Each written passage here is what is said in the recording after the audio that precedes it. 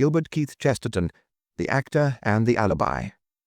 Mr. Mundon Mandeville, the theatrical manager, walked briskly through the passages behind the scenes, or rather, below the scenes. His attire was smart and festive, perhaps a little too festive. The flower in his buttonhole was festive. The very varnish on his boots was festive. But his face was not at all festive.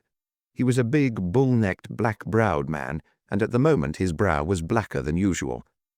He had in any case, of course, the 100 botherations that besiege a man in such a position, and they ranged from large to small, and from new to old. It annoyed him to pass through the passages where the old pantomime scenery was stacked. Because he had successfully begun his career at that theatre with very popular pantomimes, and had since been induced to gamble in more serious and classical drama, over which he had dropped a good deal of money. Hence, to see the sapphire gates of Bluebeard's Blue Palace, or portions of the enchanted grove of golden orange trees, leaning up against the wall to be festooned with cobwebs or nibbled by mice, did not give him that soothing sense of a return to simplicity which we all ought to have when given a glimpse of that wonderland of our childhood. Nor had he any time to drop a tear where he had dropped the money, or to dream of this paradise of Peter Pan, for he had been summoned hurriedly to settle a practical problem, not of the past, but of the moment. It was the sort of thing that does sometimes happen in that strange world behind the scenes, but it was big enough to be serious. Miss Moroni, the talented young actress of Italian parentage, who had undertaken to act an important part in the play that was to be rehearsed that afternoon and performed that evening, had abruptly and even violently refused at the last moment to do anything of the kind. He had not even seen the exasperating lady yet, and as she had locked herself up in her dressing-room and defied the world through the door, it seemed unlikely for the present that he would. Mr. Mundon Mandeville was sufficiently British to explain it by murmuring that all foreigners were mad, but the thought of his good fortune in inhabiting the only sane island of the planet did not suffice to soothe him any more than the memory of the enchanted grove. All these things, and many more, were annoying, and yet a very intimate observer might have suspected that something was wrong with Mr. Mandeville that went beyond annoyance. If it be possible for a heavy and healthy man to look haggard, he looked haggard. His face was full, but his eye sockets were hollow. His mouth twitched as if it were always trying to bite the black strip of moustache that was just too short to be bitten. He might have been a man who had begun to take drugs, but even on that assumption there was something that suggested that he had a reason for doing it, that the drug was not the cause of the tragedy, but the tragedy the cause of the drug. Whatever was his deeper secret, it seemed to inhabit that dark end of the long passage where was the entrance to his own little study, and as he went along the empty corridor, he threw back a nervous glance now and then. However, business is business, and he made his way to the opposite end of the passage where the blank green door of Miss Moroni defied the world. A group of actors and other people involved were already standing in front of it, conferring and considering, one might almost fancy, the advisability of a battering ram. The group contained one figure at least who was already well enough known, whose photograph was on many mantelpieces, and his autograph in many albums. For though Norman Knight was playing the hero in a theatre that was still a little provincial and old-fashioned, and capable of calling him the first walking gentleman, he, at least, was certainly on the way to wider triumphs. He was a good-looking man, with a long cleft chin and fair hair low on his forehead, giving him a rather Neronian look that did not altogether correspond to his impulsive and plunging movements. The group also contained Ralph Randall, who generally acted elderly character parts, and had a humorous hatchet face, blue with shaving and discoloured with grease paint. It contained Mandeville's second walking gentleman, carrying on the not yet wholly vanished tradition of Charles's friend, a dark, curly-haired youth of somewhat Semitic profile, bearing the name of Aubrey Vernon.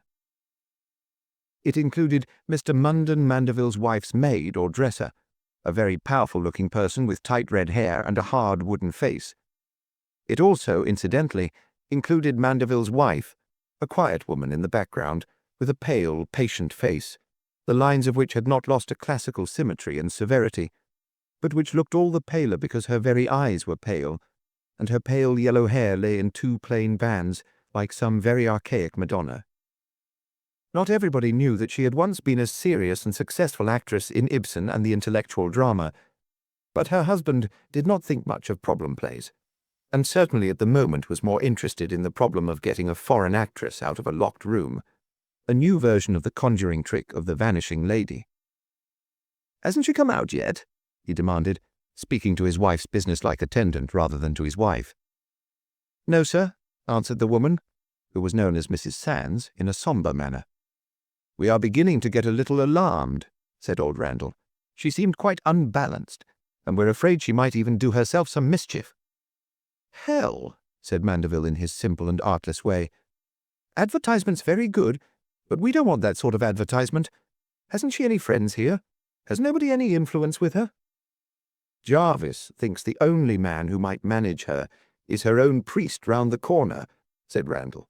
"And in case she does start hanging herself on a hat peg, I really thought perhaps he'd better be here. Jarvis has gone to fetch him. And as a matter of fact, here he comes." Two more figures appeared in that subterranean passage under the stage. The first was Ashton Jarvis, a jolly fellow who generally acted villains, but who had surrendered that high vocation for the moment to the curly-headed youth with the nose. The other figure was short and square and clad all in black. It was Father Brown from the church round the corner. Father Brown seemed to take it quite naturally, and even casually, that he should be called in to consider the queer conduct of one of his flock, whether she was to be regarded as a black sheep or only as a lost lamb. But he did not seem to think much of the suggestion of suicide. "I suppose there was some reason for her flying off the handle like that," he said. "Does anybody know what it was?" "Dissatisfied with her part, I believe," said the older actor. "They always are," growled Mr. Munden Mandeville. "And I thought my wife would look after those arrangements." "I can only say," said Mrs. Munden Mandeville rather wearily, "that I gave her what ought to be the best part. It's supposed to be what stage-struck young women want, isn't it? To act the beautiful young heroine and marry the beautiful young hero in a shower of bouquets and cheers from the gallery. Women of my age naturally have to fall back on acting respectable matrons, and I was careful to confine myself to that." "It would be devilish awkward to alter the parts now, anyhow," said Randall. "It's not to be thought of," declared Norman Knight firmly. "Why, I could hardly act, but anyhow it's much too late." Father Brown had slipped forward, and was standing outside the locked door listening. "Is there no sound?" asked the manager anxiously, and then added in a lower voice, "Do you think she can have done herself in?" "There is a certain sound," replied Father Brown calmly. "I should be inclined to deduce from the sound that she is engaged in breaking windows or looking-glasses, probably with her feet. No, I do not think there is much danger of her going on to destroy herself. Breaking looking-glasses with your feet is a very unusual prelude to suicide. If she had been a German, gone away to think quietly about metaphysics and Weltschmerz, I should be all for breaking the door down. These Italians don't really die so easily, and are not liable to kill themselves in a rage. Somebody else, perhaps. Yes, possibly. It might be well to take ordinary precautions if she comes out with a leap." "So you're not in favor of forcing the door?" asked Mandeville. "Not if you want her to act in your play," replied Father Brown. "If you do that, she'll raise the roof and refuse to stay in the place. If you leave her alone, she'll probably come out from mere curiosity. If I were you, I should just leave somebody to guard the door, more or less, and trust to time for an hour or two." "In that case," said Mandeville, "we can only get on with rehearsing the scenes where she doesn't appear. My wife will arrange all that is necessary for scenery just now. After all, the fourth act is the main business.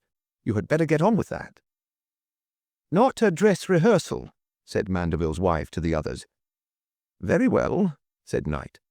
"Not a dress rehearsal, of course. I wish the dresses of the infernal period weren't so elaborate." "What is the play?" asked the priest with a touch of curiosity. "The School for Scandal," said Mandeville. "It may be literature, but I want plays. My wife likes what she calls classical comedies, a long sight more classic than comic."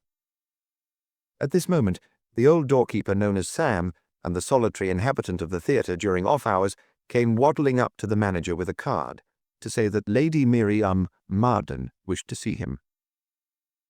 He turned away, But Father Brun continued to blink steadily for a few seconds in the direction of the manager's wife, and saw that her wan face wore a faint smile, not altogether a cheerful smile. Father Brun moved off in company with the man who had brought him in, who happened indeed to be a friend and person of a similar persuasion, which is not uncommon among actors. As he moved off, however, he heard Mrs. Mandeville give quiet directions to Mrs. Sands that she should take up the post of watcher beside the closed door. "Mrs. Mandeville seems to be an intelligent woman," said the priest to his companion, "though she keeps so much in the background." "She was once a highly intellectual woman," said Jarvis sadly. "Rather washed out and wasted, some would say, by marrying a bounder like Mandeville. She has the very highest ideals of the drama, you know, but of course it isn't often she can get her lord and master to look at anything in that light. Do you know, he actually wanted a woman like that to act as a pantomime boy, admitted that she was a fine actress, but said pantomimes paid better. That will give you about a measure of his psychological insight and sensibility. But she never complained. As she said to me once, 'Complaint always comes back in an echo from the ends of the world, but silence strengthens us.' If only she were married to somebody who understood her ideas, she might have been one of the great actresses of the age. Indeed, the highbrow critics still think a lot of her. As it is, she is married to that." And he pointed to where the big black bulk of Mandeville stood with his back to them, talking to the ladies who had summoned him forth into the vestibule. Lady Miriam was a very long and languid and elegant lady, handsome in a recent fashion largely modelled on Egyptian mummies, her dark hair cut low and square like a sort of helmet, and her lips very painted and prominent, and giving her a permanent expression of contempt. Her companion was a very vivacious lady, with an ugly attractive face and hair powdered with grey. She was a Miss Thérisou Talbot, and she talked a great deal, while her companion seemed too tired to talk at all. Only just as the two men passed, Lady Miriam summoned up the energy to say, "Plays are a bore, but I've never seen a rehearsal in ordinary clothes. Might be a bit funny. Somehow nowadays one can never find a thing one's never seen." "Now, Mr. Mandeville," said Miss Talbot, tapping him on the arm with animated persistence, "you simply must let us see that rehearsal. We can't come tonight, and we don't want to. We want to see all the funny people in the wrong clothes." "Of course I can give you a box if you wish it," said Mandeville hastily. "Perhaps your ladyship would come this way?" And he led them off down another corridor. "I wonder," said Jarvis in a meditative manner, "whether even Mandeville prefers that sort of woman." "Well," asked his clerical companion, "have you any reason to suppose that Mandeville does prefer her?" I know. Jarvis looked at him steadily for an instant before answering. "Mandeville is a mystery," he said gravely. "Oh, yes. I know that he looks about as commonplace a cad as ever walked down Piccadilly. But he really is a mystery for all that. There's something on his conscience. There's a shadow in his life. And I doubt whether it has anything more to do with a few fashionable flirtations than it has with his poor neglected wife. If it has, there's something more in them than meets the eye. As a matter of fact, I happen to know rather more about it than anyone else does, merely by accident. But even I can't make anything of what I know except a mystery." He looked around him in the vestibule to see that they were alone, and then added, lowering his voice, "I don't mind telling you because I know you are a tower of silence where secrets are concerned. But I had a curious shock the other day, and it has been repeated several times since. You know that Mandeville always works in that little room at the end of the passage, just under the stage. Well, twice over I happened to pass by there when everyone thought he was alone, and what's more, when I myself happened to be able to account for all the women in the company, and all the women likely to have to do with him, being absent or at their usual posts." "All the women?" remarked Father Brown inquiringly. "There was a woman with him," said Jarvis almost in a whisper. "There is some woman who is always visiting him, somebody that none of us knows. I don't even know how she comes there, since it isn't down the passage to the door, but I think I once saw a veiled or cloaked figure passing out into the twilight at the back of the theatre, like a ghost. But she can't be a ghost, and I don't believe she's even an ordinary affair. I don't think it's love-making. I think it's blackmail." "What makes you think that?" asked the other. "Because," said Jarvis, his face turning from grave to grim, "I once heard sounds like a quarrel, and then the strange woman said in a metallic, menacing voice, 4 words. 'I am your wife.'" "You think he's a bigamist," said Father Brown reflectively. "Well, bigamy and blackmail often go together, of course. But she may be bluffing as well as blackmailing. She may be mad. These theatrical people often have monomaniacs running after them.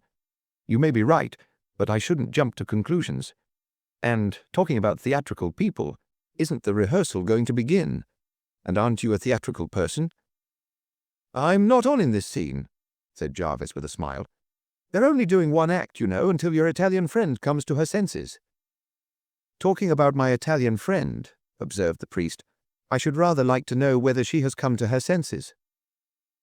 "We can go back and see if you like," said Jarvis, and they descended again to the basement and the long passage, at one end of which was Mandeville's study, and at the other the closed door of Signora Moroni. The door seemed to be still closed, and Mrs. Sands sat grimly outside it, as motionless as a wooden idol. Near the other end of the passage they caught a glimpse of some of the other actors in the scene, mounting the stairs to the stage just above.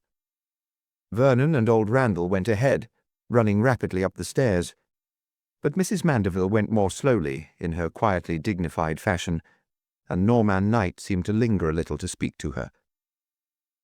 A few words fell on the ears of the unintentional eavesdroppers as they passed. "I tell you a woman visits him," Knight was saying violently. "Hush!" said the lady in her voice of silver that still had in it something of steel. "You must not talk like this. Remember, he is my husband." "I wish to God I could forget it," said Knight, and rushed up the stairs to the stage. The lady followed him, still pale and calm, to take up her own position there. "Somebody else knows it," said the priest quietly, "but I doubt whether it is any business of ours." "Yes," muttered Jarvis, "it seems as if everybody knows it and nobody knows anything about it." They proceeded along the passage to the other end, where the rigid attendant sat outside the Italian's door. "No, she ain't come out yet," said the woman in her sullen way, "and she ain't dead, for I heard her moving about now and then. I don't know what trick she's up to." "Do you happen to know, ma'am," said Father Brown with abrupt politeness, "where Mr. Mandeville is just now?" "Yes," she replied promptly. "Saw him go into his little room at the end of the passage a minute or two ago, just before the prompter called and the curtain went up. Must be there still, for I ain't seen him come out." "There's no other door to his office, you mean?" said Father Brown in an offhand way. "Well, I suppose the rehearsal's going in full swing now, for all the signora's sulking." "Yes," said Jarvis after a moment's silence. "I can just hear the voices on the stage from here. Old Randall has a splendid carrying voice." They both remained for an instant in a listening attitude, so that the booming voice of the actor on the stage could indeed be heard, rolling faintly down the stairs and along the passage. Before they had spoken again or resumed their normal poise, their ears were filled with another sound. It was a dull but heavy crash, and it came from behind the closed door of Mundon Mandeville's private room. Father Brown went racing along the passage like an arrow from the bow, and was struggling with the door handle before Jarvis had wakened with a start and begun to follow him. "The door is locked," said the priest, turning a face that was a little pale, "and I am all in favor of breaking down this door." "Do you mean," asked Jarvis with a rather ghastly look, "that the unknown visitor has got in here again? Do you think it's anything serious?" After a moment he added, "I may be able to push back the bolt. I know the fastening on these doors." He knelt down and pulled out a pocket knife with a long steel implement, manipulated it for a moment, and the door swung open on the manager's study. Almost the first thing they noticed was that there was no other door and even no window, but a great electric lamp stood on the table. But it was not quite the first thing that they noticed, for even before that they had seen that Mandeville was lying flat on his face in the middle of the room, and the blood was crawling out from under his fallen face like a pattern of scarlet snakes that glittered evilly in that unnatural subterranean light. They did not know how long they had been staring at each other when Jarvis said, like one letting loose something that he had held back with his breath, "If the stranger got in somehow, she has gone somehow." "Perhaps we think too much about the stranger," said Father Brown. "There are so many strange things in this strange theatre that you rather tend to forget some of them." "Why, which things do you mean?" asked his friend quickly. "There are many," said the priest. "There is the other locked door, for instance." "But the other door is locked," cried Jarvis, staring. "But you forgot it all the same," said Father Brown. A few moments afterwards he said thoughtfully, "That Mrs. Sands is a grumpy and gloomy sort of card." "Do you mean," asked the other in a lowered voice, "that she's lying and the Italian did come out?" "No," said the priest calmly. "I think I meant it more or less as a detached study of character." "You can't mean," cried the actor, "that Mrs. Sands did it herself." "I didn't mean a study of her character," said Father Brown. While they had been exchanging these abrupt reflections, Father Brown had knelt down by the body and ascertained that it was beyond any hope or question a dead body. Lying beside it, though not immediately visible from the doorway, was a dagger of the theatrical sort, lying as if it had fallen from the wound or from the hand of the assassin. According to Jarvis, who recognized the instrument, there was not very much to be learned from it, unless the experts could find some fingerprints. It was a property dagger. That is, it was nobody's property. It had been kicking about the theatre for a long time, and anybody might have picked it up. Then the priest rose and looked gravely round the room. "We must send for the police," he said, "and for a doctor, though the doctor comes too late. Looking at this room, by the way, I don't see how our Italian friend could manage it." "The Italian?" cried his friend. "I should think not. I should have thought she had an alibi, if anybody had. 2 separate rooms, both locked, at opposite ends of a long passage with a fixed witness watching it." "No," said Father Brown, "not quite. The difficulty is how she could have got in this end. I think she might have got out the other end." "And why?" asked the other. "I told you," said Father Brown, "that it sounded as if she was breaking glass, mirrors or windows. Stupidly enough, I forgot something I knew quite well, that she is pretty superstitious. She wouldn't be likely to break a mirror, so I suspect she broke a window. It's true that all this is under the ground floor, but it might be a skylight or a window opening on an area. But there don't seem to be any skylights or areas here." And he stared at the ceiling very intently for a considerable time. Suddenly, he came back to conscious life again with a start. "We must go upstairs and telephone and tell everybody. It is pretty painful. My God, can you hear those actors still shouting and ranting upstairs? The play is still going on." "I suppose that's what they mean by tragic irony." "When it was fated that the theatre should be turned into a house of mourning, an opportunity was given to the actors to show many of the real virtues of their type and trade. They did, as the phrase goes, behave like gentlemen, and not only like first walking gentlemen. They had not all of them liked or trusted Mandeville, but they knew exactly the right things to say about him. They showed not only sympathy but delicacy in their attitude to his widow. She had become, in a new and very different sense, a tragedy queen. Her lightest word was law, and while she moved about slowly and sadly, they ran her many errands. She was always a strong character, said old Randall rather huskily, and had the best brains of any of us. Of course, poor Mandeville was never on her level in education and so on, but she always did her duty splendidly. It was quite pathetic the way she would sometimes say she wished she had more intellectual life. But Mandeville, well, nil nisi bonum, as they say." And the old gentleman went away, wagging his head sadly. "Nil nisi bonum indeed," said Jarvis grimly. "I don't think Randall at any rate has heard of the story of the strange lady visitor. By the way, don't you think it probably was the strange woman?" "It depends," said the priest. "Whom you mean by the strange woman?"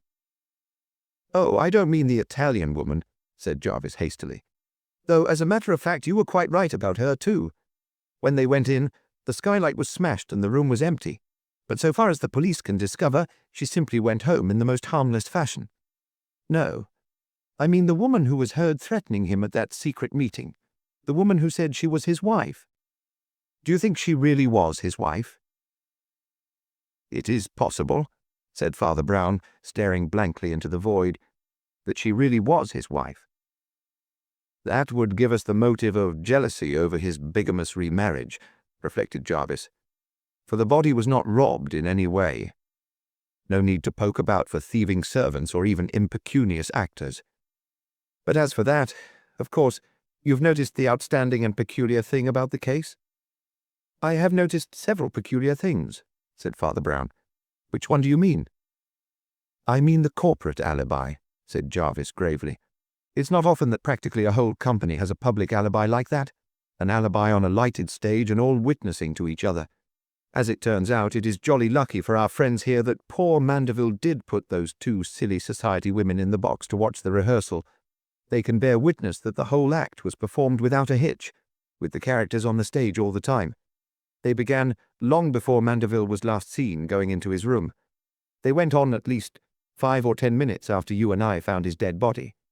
And, by a lucky coincidence, the moment we actually heard him fall was during the time when all the characters were on the stage together." "Yes, that is certainly very important and simplifies everything," agreed Father Brown. "Let us count the people covered by the alibi. There was Randall. I rather fancy Randall practically hated the manager, though he is very properly covering his feelings just now. But he is ruled out. It was his voice we heard thundering over our heads from the stage. There is our jeune premier, Mr. Knight. I have rather good reason to suppose he was in love with Mandeville's wife, and not concealing that sentiment so much as he might. But he is out of it, for he was on the stage at the same time, being thundered at. There was that amiable Jew who calls himself Aubrey Vernon. He's out of it. And there's Mrs. Mandeville. She's out of it. Their corporate alibi, as you say, depends chiefly on Lady Miriam and her friend in the box, though there is the general common-sense corroboration that the act had to be gone through and the routine of the theatre seems to have suffered no interruption. The legal witnesses, however, are Lady Miriam and her friend Miss Talbot. I suppose you feel sure they are all right?" "Lady Miriam?" said Jarvis in surprise. "Oh, yes. I suppose you mean that she looks a queer sort of vamp. But you've no notion what even the ladies of the best families are looking like nowadays. Besides, is there any particular reason for doubting their evidence?" "Only that it brings us up against a blank wall," said Father Brown. "Don't you see that this collective alibi practically covers everybody? Those 4 were the only performers in the theatre at the time, and there were scarcely any servants in the theatre. None indeed, except old Sam, who guards the only regular entrance, and the woman who guarded Miss Moroney's door. There is nobody else left available but you and me. We certainly might be accused of the crime, especially as we found the body. There seems nobody else who can be accused. You didn't happen to kill him when I wasn't looking, I suppose?" Jarvis looked up with a slight start and stared a moment. Then the broad grin returned to his swarthy face. He shook his head. "You didn't do it," said Father Brown, "and we will assume for the moment, merely for the sake of argument, that I didn't do it. The people on the stage being out of it, it really leaves the Signora behind her locked door, the sentinel in front other door, and old Sam. Or are you thinking of the 2 ladies in the box?" "Of course they might have slipped out of the box." "No," said Jarvis. "I'm thinking of the unknown woman who came and told Mandeville she was his wife." "Perhaps she was," said the priest. And this time there was a note in his steady voice that made his companion start to his feet once more and lean across the table. "We said," he observed in a low, eager voice, "that this first wife might have been jealous of the other wife." "No," said Father Brown. "She might have been jealous of the Italian girl, perhaps, or of Lady Miriam Marden. But she was not jealous of the other wife." "And why not?" "Because there was no other wife," said Father Brown. "So far from being a bigamist, Mr. Mandeville seems to me to have been a highly monogamous person. His wife was almost too much with him, so much with him that you all charitably suppose that she must be somebody else. But I don't see how she could have been with him when he was killed, for we agree that she was acting all the time in front of the footlights. Acting an important part, too." "Do you really mean," cried Jarvis, "that the strange woman who haunted him like a ghost was only the Mrs. Mandeville we know?" but he received no answer. For Father Brown was staring into vacancy with a blank expression almost like an idiot's. He always did look most idiotic at the instant when he was most intelligent. The next moment he scrambled to his feet, looking very harassed and distressed. "This is awful," he said. "I'm not sure it isn't the worst business I ever had, but I've got to go through with it. Would you go and ask Mrs. Mandeville if I may speak to her in private?" "Oh, certainly," said Jarvis, as he turned towards the door. "But what's the matter with you?" "Only being a born fool," said Father Brown. "A very common complaint in this vale of tears. I was fool enough to forget altogether that the play was the School for Scandal." He walked restlessly up and down the room until Jarvis reappeared at the door with an altered and even alarmed face.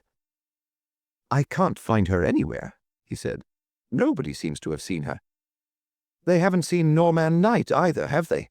asked Father Brown dryly. "Well, it saves me the most painful interview of my life. Saving the grace of God, I was very nearly frightened of that woman. But she was frightened of me, too, frightened of something I'd seen or said. Knight was always begging her to bolt with him.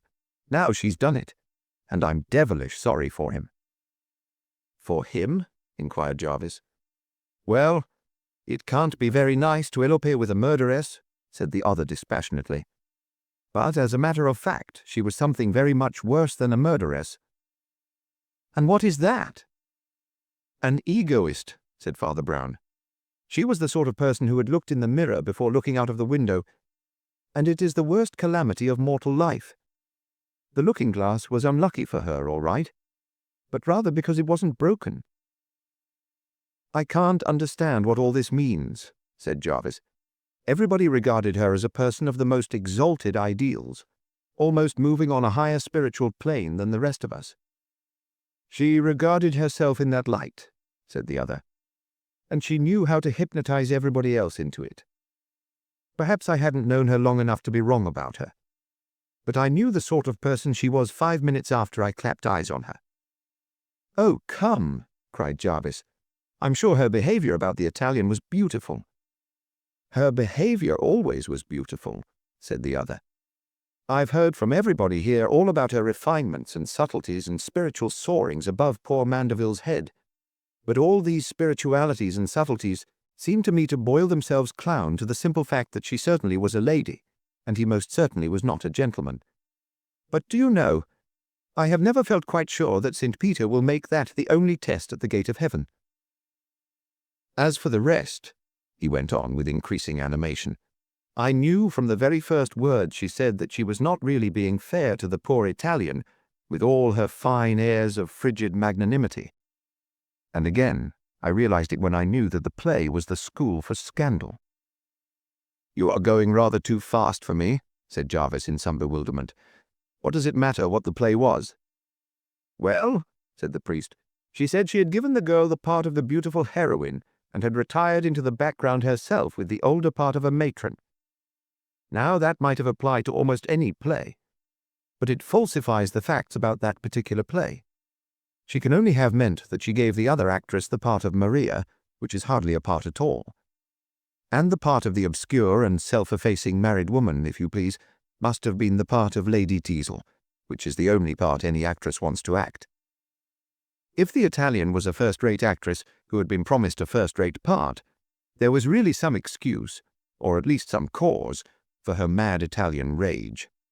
There generally is for mad Italian rages. Latins are logical and have a reason for going mad. But that one little thing let in daylight for me on the meaning of her magnanimity. And there was another thing, even then. You laughed when I said that the sulky look of Mrs. Sands was a study in character, but not in the character of Mrs. Sands. But it was true. If you want to know what a lady is really like, don't look at her, for she may be too clever for you. Don't look at the men round her, for they may be too silly about her. But look at some other woman who is always near to her, and especially one who is under her. You will see in that mirror her real face, and the face mirrored in Mrs. Sands was very ugly. And as for all the other impressions, what were they? I heard a lot about the unworthiness of poor old Mandeville, but it was all about his being unworthy other, and I am pretty certain it came indirectly from her. And even so, it betrayed itself. Obviously, from what every man said, she had confided in every man about her confounded intellectual loneliness. You yourself said she never complained, and then quoted her about how her uncomplaining silence strengthened her soul. And that is just the note. That's the unmistakable style. People who complain are just jolly human Christian nuisances. I don't mind them. But people who complain that they never complain are the devil. They are really the devil. Isn't that swagger of stoicism the whole point of the Byronic cult of Satan? I heard all this, but for the life of me I couldn't hear of anything tangible she had to complain of.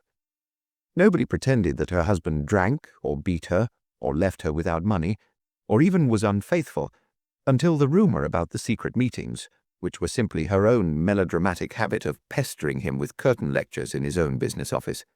And when one looked at the facts, apart from the atmospheric impression of martyrdom she contrived to spread, the facts were really quite the other way. Mandeville left off making money on pantomimes to please her. He started losing money on classical drama to please her. She arranged the scenery and furniture as she liked. She wanted Sheridan's play, and she had it. She wanted the part of Lady Teazle, and she had it. She wanted a rehearsal without costume at that particular hour, and she had it. It may be worth remarking on the curious fact that she wanted that. "But what is the use of all this tirade?" asked the actor, who had hardly ever heard his clerical friend make so long a speech before. "We seem to have got a long way from the murder in all this psychological business. She may have eloped with Knight, she may have bamboozled Randall, she may have bamboozled me, but she can't have murdered her husband, for everyone agrees she was on the stage through the whole scene. She may be wicked, but she isn't a witch." "Well, I wouldn't be so sure," said Father Brown with a smile, "but she didn't need to use any witchcraft in this case. I know now that she did it, and very simply indeed." "Why are you so sure of that?" asked Jarvis, looking at him in a puzzled way. "Because the play was The School for Scandal," replied Father Brown, "and that particular act of The School for Scandal. I should like to remind you, as I said just now, that she always arranged the furniture how she liked. I should also like to remind you that this stage was built and used for pantomimes. It would naturally have trapdoors and trick exits of that sort. And when you say that witnesses could attest to having seen all the performers on the stage, I should like to remind you that in the principal scene of The School for Scandal, one of the principal performers remains for a considerable time on the stage, but is not seen. She is technically on, but she might practically be very much off. That is the screen of Lady Teazle and the alibi of Mrs. Mandeville." There was a silence, and then the actor said, "You think she slipped through a trapdoor behind a screen down to the floor below, where the manager's room was?" "She certainly slipped away in some fashion, and that is the most probable fashion," said the other. "I think it all the more probable because she took the opportunity of an undress rehearsal, and even indeed arranged for one. It is a guess. But I fancy if it had been a dress rehearsal, it might have been more difficult to get through a trapdoor in the hoops of the 18th century. There are many little difficulties, of course, but I think they could all be met in time and in turn." "What I can't meet is the big difficulty," said Jarvis, putting his head on his hand with a sort of groan. "I simply can't bring myself to believe that a radiant and serene creature like that could so lose, so to speak, her bodily balance, to say nothing of her moral balance. Was any motive strong enough? Was she very much in love with Knight?" "I hope so," replied his companion, "for really it would be the most human excuse. But I'm sorry to say that I have my doubts. She wanted to get rid of her husband, who was an old-fashioned provincial hack, not even making much money. She wanted to have a career as the brilliant wife of a brilliant and rapidly rising actor. But she didn't want, in that sense, to act in The School for Scandal. She wouldn't have run away with a man except in the last resort. It wasn't a human passion with her, but a sort of hellish respectability. She was always dogging her husband in secret and badgering him to divorce himself or otherwise get out of the way. And as he refused, he paid at last for his refusal. There's another thing you've got to remember. You talk about these highbrows having a higher art and a more philosophical drama. But remember what a lot of the philosophy is. Remember what sort of conduct those highbrows often present to the highest. All about the will to power and the right to live and the right to experience. Damned nonsense and more than damned nonsense. Nonsense that can damn. Father Brune frowned, which he did very rarely, and there was still a cloud on his brow as he put on his hat and went out into the night.